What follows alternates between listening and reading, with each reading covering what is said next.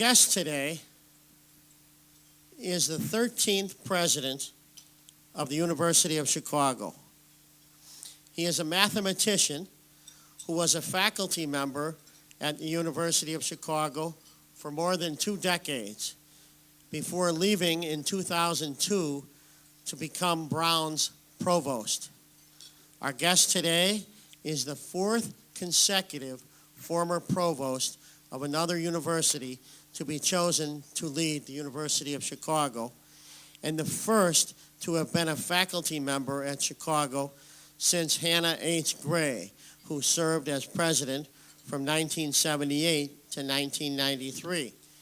He earned his A.B. summa cum laude from Brandeis University in 1968 and a Ph.D.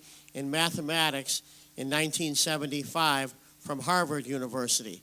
Ladies and gentlemen, please welcome to the City Club of Chicago, the president of the University of Chicago, Bob Zimmer. Doctor?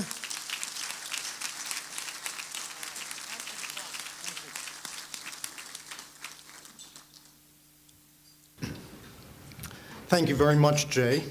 I'm very happy to be with you here today at the City Club, and I want to thank you very much for the invitation to speak. What I would like to do in our time together is discuss the roles that universities play within cities. In order to do this, I'm going to begin by placing these roles within the larger context of the set of questions that cities confront. And I will then try to illustrate these ideas through some particular examples of the activities of the University of Chicago, the role that we play within the city of Chicago, and how we at the university are thinking about this role. Now, for centuries, cities have helped define and in turn reflected the nature of societies and nations, and this of course remains true today. Cities have been the centers of economy and culture, serving as a central market for commerce, a stimulant to new ideas and projects, a hub of cultural expression, and a magnet for those seeking opportunities.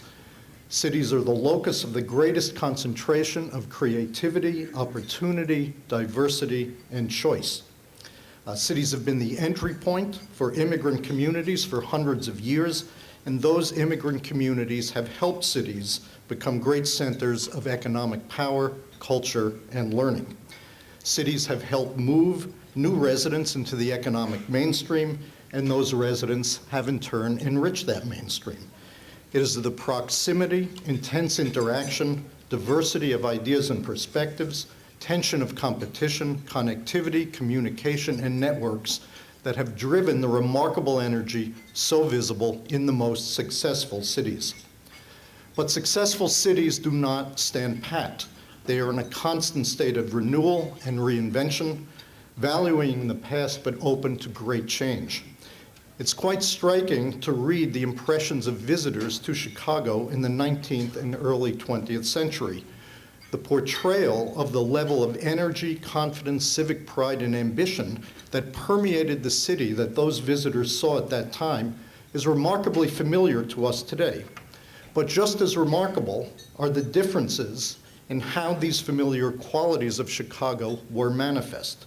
From stockyards to financial markets, from hogs to derivative securities, from railroads to digital communication, from the Western frontier to the globalization frontier, the context has changed dramatically, but the energy and willingness to compete, to reinvent ourselves in the context of our time, and to do so on a grand scale must continue to drive Chicago for the city to remain great.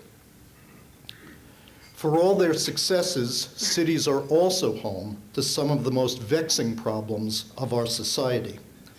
While most citizens have been brought into the economic mainstream, too many of our citizens have been left behind.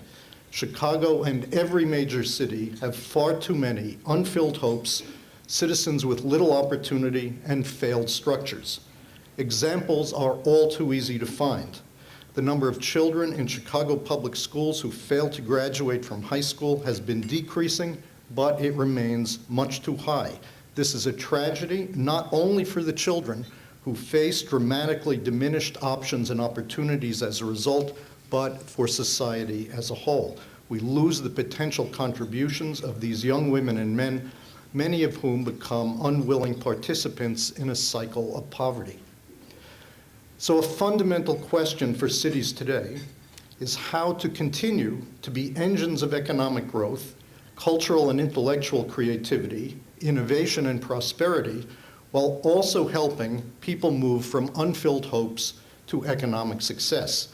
How can cities catalyze economic growth and creativity, provide high-quality infrastructure, and build opportunity for all its citizens?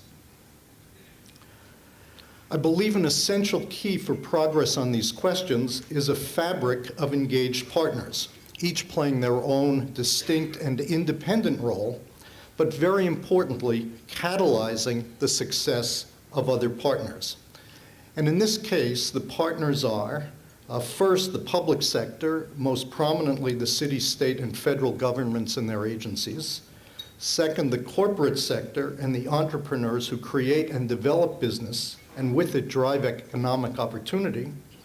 And third, the very diverse not-for-profit sector, consisting of community-based groups, religious organizations, universities, cultural institutions, foundations, and other not-for-profit organizations focused around a broad array of specific activities. At their best, the great American cities, Chicago, New York, Boston, Philadelphia, San Francisco, they are all characterized by a combination of implicit or explicit partnership between these sectors to provide mutual catalysis, creation of infrastructure, and an engaged approach to the creation of opportunities for those outside the economic mainstream. Chicago has been distinguished by the power of these partnerships.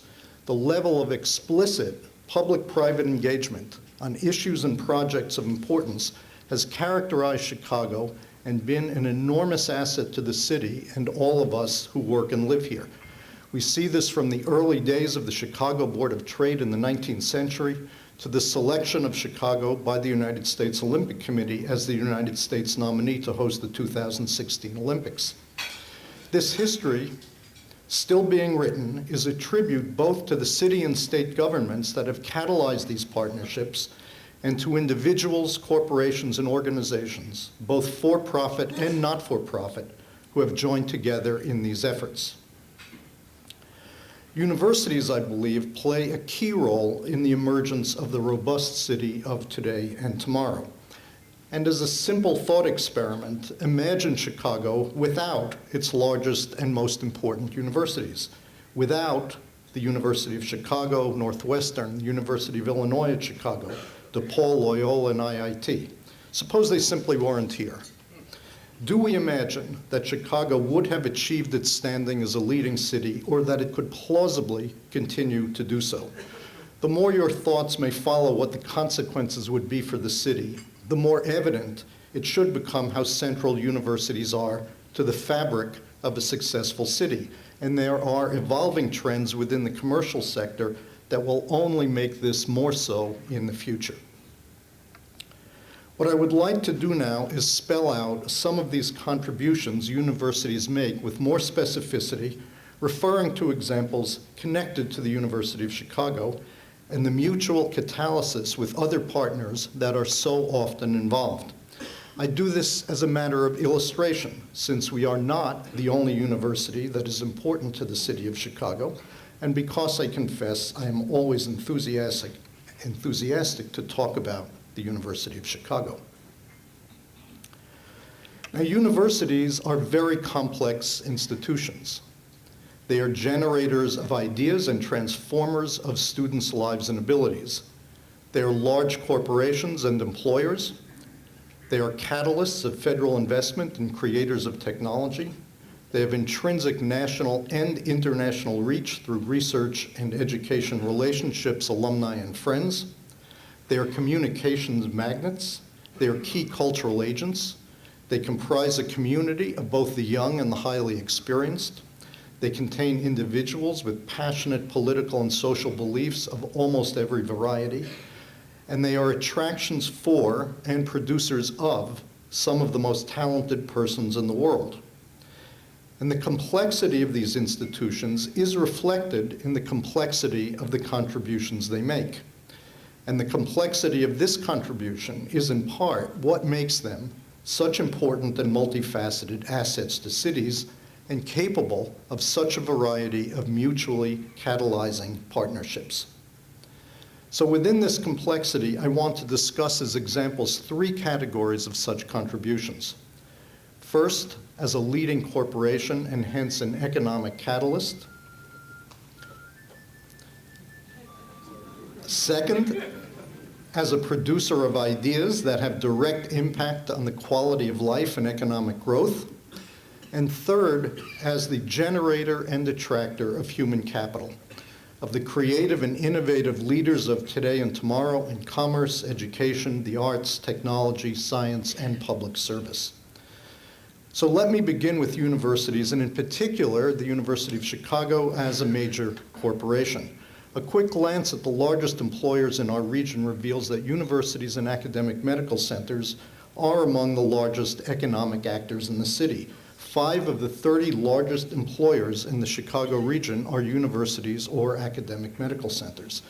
I'm the president of the University of Chicago, but as president, also the chairman of the board of both Argonne National Laboratory, which we've managed for the United States government since the Manhattan Project, and Fermilab, whose contract we just recently won and now manage in partnership with University Research Associates.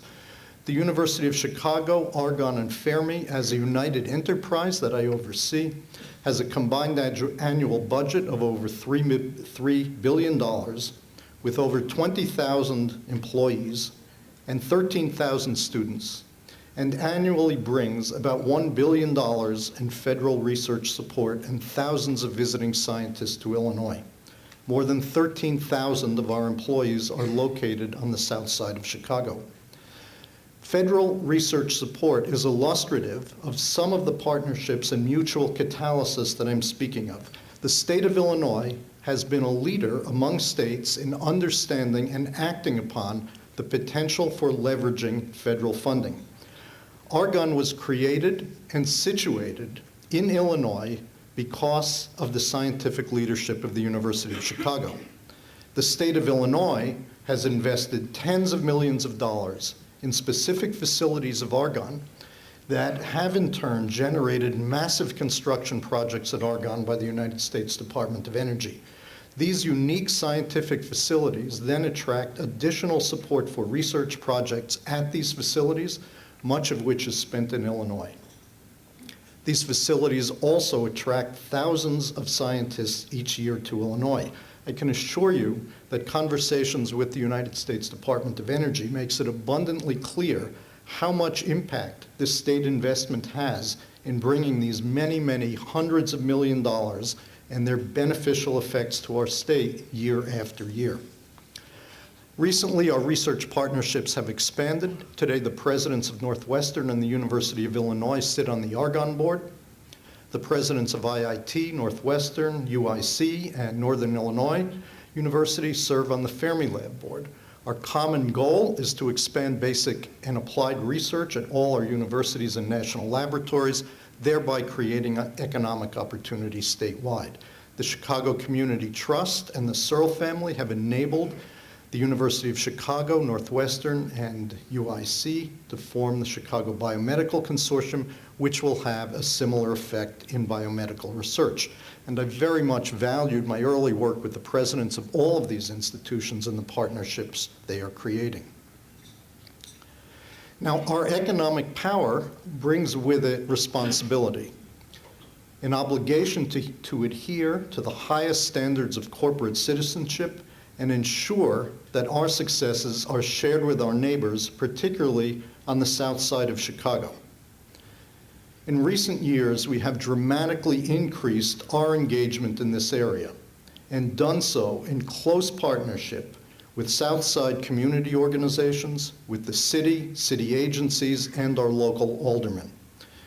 Work with our partners has enabled us in active and successful minority contracting, in support for cultural initiatives, in a broad program of support for public safety on the mid-south side of the city, in new and innovative programs to create jobs for residents in the communities around the university, in supporting community revitalization, and in making it attractive for our employers to live in neighboring communities.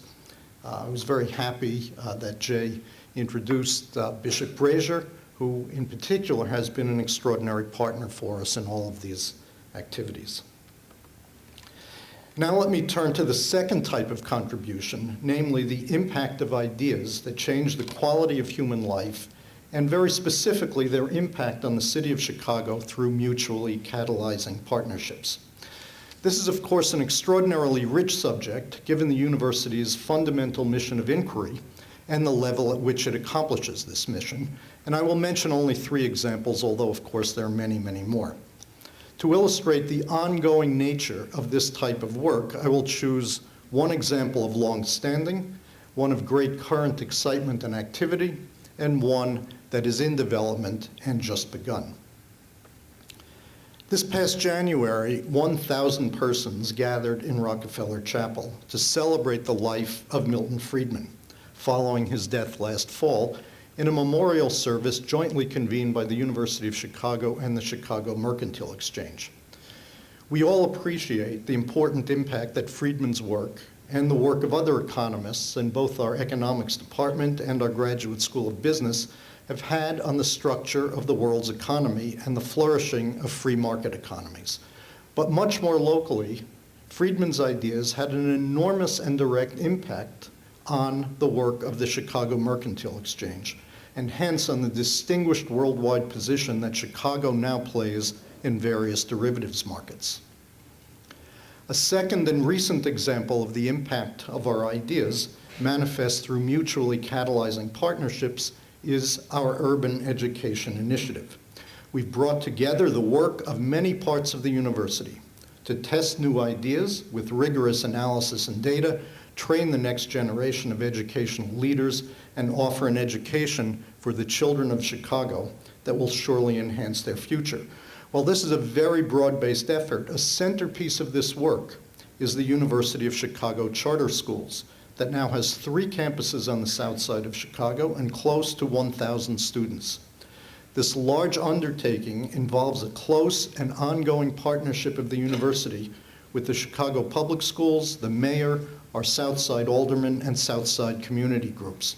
It has attracted the support of local philanthropists and the Gates Foundation. Our experience with these schools presents clear evidence and data that children, regardless of their family background, are achieving at much higher levels than they might have otherwise. Now, a third example that is in the early stages of development is our Urban Health Initiative. Our biomedical research and clinical care are known worldwide for their important innovations and extraordinary contributions to improving human health in the face of complex disease. We've also had a very large commitment to serving the health needs of the Southside communities. We are now in the early stages of what we believe will be a productive and an evolving partnership with other healthcare providers on the South Side to use our own expertise to help strengthen these institutions and simultaneously develop a true and effective healthcare network on the South Side, in which each of these partners has an important role to play in providing the type of care in which they have a comparative advantage. This is a significant and not simple undertaking, but we believe it can be very important in improving the healthcare delivery in the city, both at the level of primary care and in the treatment of complex disease.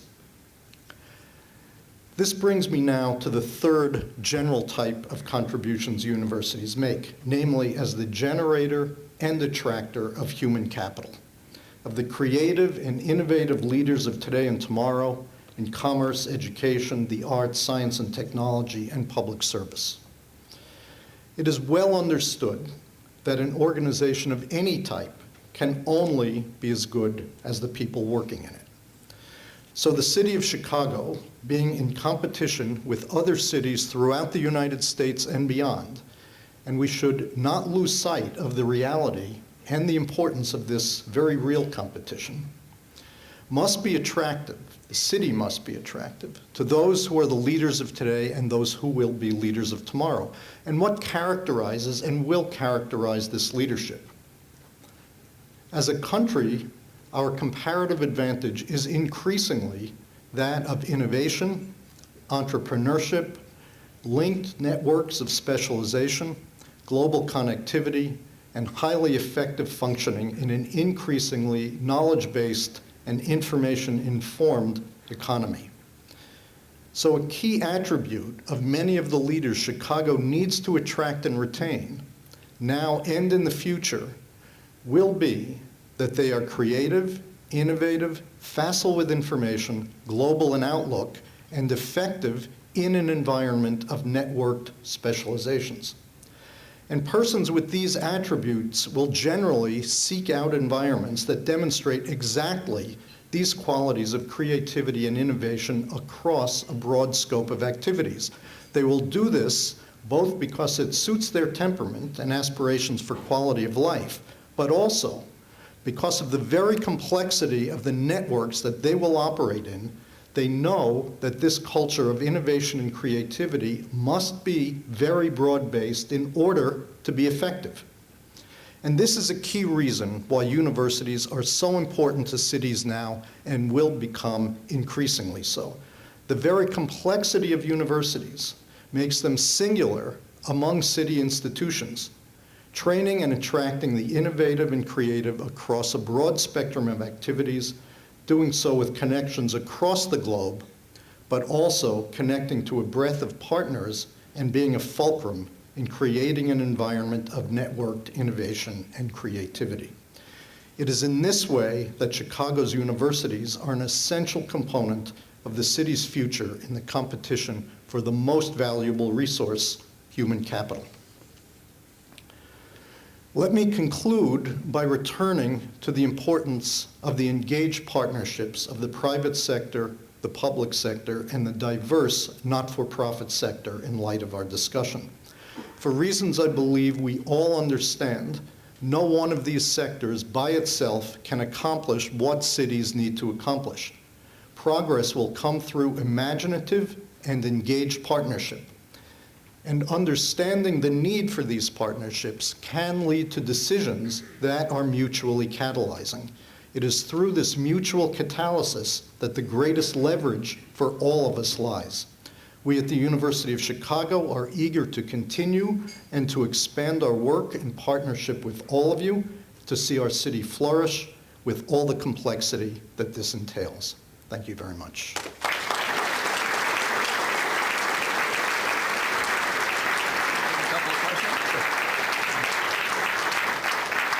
If you want to ask a question of the president, step up to the microphone. Those with, no scholarships are at stake. Just. Would you outline what you think the impediments are to the formation of all these partnerships, if any?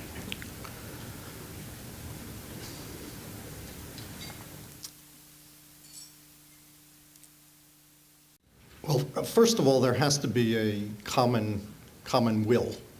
So I think the realization that progress really demands partnerships is a key component. And I think it's not always been the case that every one of the groups that I've spoken about has necessarily been attuned to the fact that partnerships provide a key and, in fact, essential feature of how the city's going to make progress. That's one issue. Another issue is that there are always problems when you take different organizations which have different missions on their own, which have different cultures, and have them work together. I think it would be naive to imagine that this can happen without a great deal of effort, without a great deal of understanding, without a great deal of willingness to listen to what your potential partner needs. And this is hard work, but I believe the work is extremely important to do, and it's very valuable to do, and it's the type of work that we all need to do for the city to be able to advance.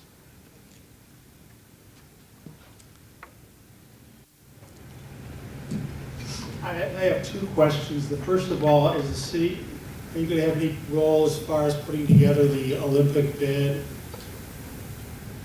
as far as what the city's doing and if this, are you going to be integrated in all of that? Yes, I mean, we've already been integrated into that. As you know, there are significant plans in terms of the Olympic bid on the south side, in fact, quite near the university. We've already made commitments regarding the use of some of our facilities as warm-up facilities for athletes, we've been actively involved in a number of other discussions. So the answer to that is yes, we've been well integrated into the discussions. The other question is totally a different direction, but I remember when I went to school, I still have a few gray hairs. At that time, universities were usually hotbeds of like the contra-thinking and kind of going up against the government and criticizing various officials. And I was wondering how that role has evolved and whether or not, I mean, is the student body totally docile and accepting everything, or is there something under the surface that's there? One of the interesting features of student activism is that some of its focus, and this is not just at the University of Chicago, but this is actually quite a national phenomenon. Some of its focus has changed a great deal from the period of time that you and I might remember well. Students in very large numbers are very interested in very active participation in their communities. So we have very large numbers of students who are participating in various community groups around Chicago. And while we're very proud of that, I would not say it's unique. This is really quite a national phenomenon. So sometimes when people look at students today and say, well, where's the political engagement? Because you don't see these very large demonstrations that many of us remember from decades ago. What you see instead is a great deal of commitment to on-the-ground work inside communities. And I think students have been doing really a remarkable job as a group in being effective in this area. That, of course, is not to say that at any particular period that one wouldn't expect there to be demonstrations about one thing or another, which is just, I think, a natural and healthy part of political expression. Yes. Dr. Zimmer, you made mention about the 3 charter schools, and apparently you didn't give precise statistics, but apparently there's a reasonable amount of success with those schools. Does the university plan to expand more charter schools, particularly on the south side? Yes, we have, our plans call for 5 schools. So we're looking toward 2 additional schools. In addition to that, we have a commitment to be actively engaged as a partner in 15 other schools. So this is providing various sorts of assistance, advice, and so on to 15 additional schools beyond the 5 charter schools we plan. This is a very major commitment for a university to make. I think it really puts us nationally in very much the leadership position across the country in terms of our commitment to school education. If you go back to the beginning of the university, William Rainey Harper, who was the first president, was a president who had an extremely outward view of what it meant to be a major research university. So there was no question in his mind that what he was creating was a major research university.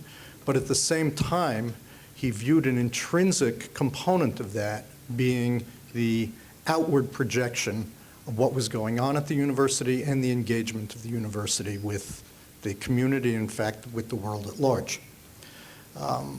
Many years later, Robert Maynard Hutchins became president of the University of Chicago. And he made enormous contributions to the university, but he had what I would say is a much more inward view of the university, not in a way that eliminated all outward engagement, but it was certainly a view that was much more focused inward than Harper had. And I think that view of Hutchins was a view that dominated and had a long tail of the nature of the university's engagement with the community for a long time. And what Valerie was quoting was really something I had said, that I believe the university really does need to embrace an outward view in terms of its connectivity to the city, to the South Side, and much more generally and broadly. So that's something that I believe we need to do. I think the university, in fact, has been doing that a lot more over the last 10 years, has made an enormous amount of progress. I think I'm the beneficiary of a lot of that progress, but it's something that I look forward to continuing and reinforcing in the coming years. Another component of what you were referring to is essentially minority employment. This, I think, is an area that we actually are paying a great deal of attention to. It's one we've spent a lot of time talking about. It's a clear priority and has been articulated as such by the University of Chicago hospitals, University of Chicago Medical Center, and in fact by the university as a whole. So it's something we definitely intend to make progress on. Any other questions? Linda? I have a related one, and that's about your efforts to increase diversity in the student body, and also if you could just talk a little bit about who goes to the school, where they come from, and how many students at the different levels. Well, let me just comment about diversifying the student body. While we don't have the acceptances yet from students, I can tell you about the admissions for this year to the undergraduate college, which is that we've had an increase in admissions among African Americans. I think that is about 13%, and we've had an increase in admissions of the Latino community of about 20%. So I think we've put a great deal of emphasis on that this year, and I think that what we're seeing is very evident progress. I would say, in general, I've said this in many different venues at the university, diversity for us is actually not only a matter of citizenship, of living in a diverse society. All these are important reasons, but they're not, for us, the only reason. As an institution devoted to inquiry, it's imperative that you have perspectives brought to bear on the questions that are really reflective of the whole variety of perspectives that might be brought to bear. So really having a diverse population, whether it's students or faculty, is really intrinsic to fulfilling our fundamental mission of inquiry at the highest level. So this is a very serious issue for us. It's one we take as something of very high priority. This is another question. Real loud, Brooke. I'm trying to project. Step out of character. We both know that diversity is very important. We should give everyone an opportunity that we possibly can to receive an education. But at one time, at what point do you sacrifice brain power in terms of diversity? Well, we actually, yes. Are you saying to me, do we let everybody in the door? I went to a law school. They let everybody in the door. Okay? And they flunked 75% out. So we got the diversity. And anybody that wanted to try, fine. But the chances are making it were slim. So how do you balance diversity with brain power? I mean, I don't want anybody to think that I'm prejudiced now, please. I'm just saying that there can be two conflicting points, because after all, the purpose of academics and inquiry is brain power, in addition to fulfilling the needs of society. Let him answer. First, I don't think anybody would ever imagine that the approach the University of Chicago would take to anything would be letting everybody in the door.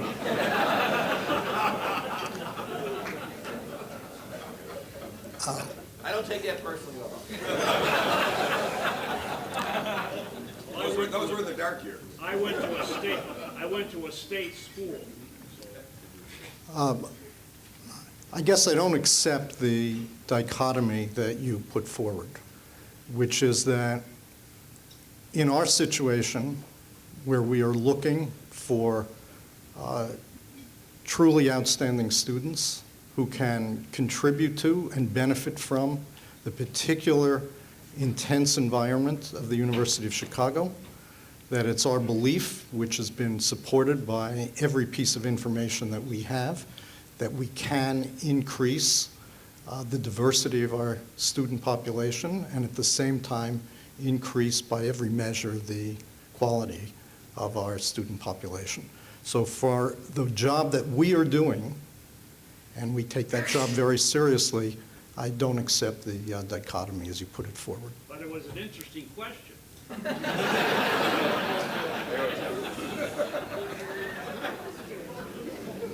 One more question to close. One should never follow Alderman the terrorist with a question. It's just bad form. There's no question that the university played a tremendous role in the formation of the financial market business here in Chicago. But it has sort of an historic element to it. Are there other areas that the university and the business community can aid each other, and how do we increase that interaction?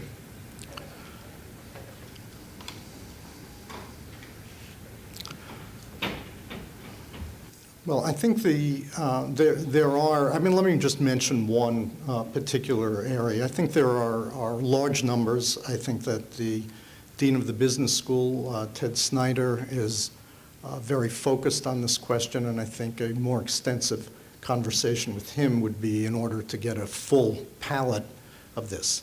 But let me mention just one item which concerns one issue that I touched on briefly here, which is globalization. We have what I would say is both expertise and relationships across the world that are very rich and very deep. As in the case with Milton Friedman, one shouldn't look at the kind of contribution the university can make as necessarily just sort of improving issues at the margin, but rather how fundamental understanding of underlying processes can really lead to the way you begin to think about understanding major problems that you confront. So I think that that's an example of how the level of depth of connectivity of the University of Chicago worldwide can potentially provide an example of the kind of thing that you're talking about. But as I say, for a fuller palette, I think it would be worthwhile talking to the dean.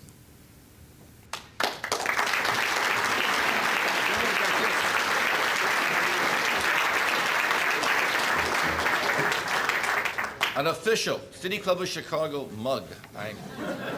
Thank you. This is really embarrassing. A one-year membership to the City Club of Chicago. This also will get you into the Quadrangle Club. And a City Club of Chicago history.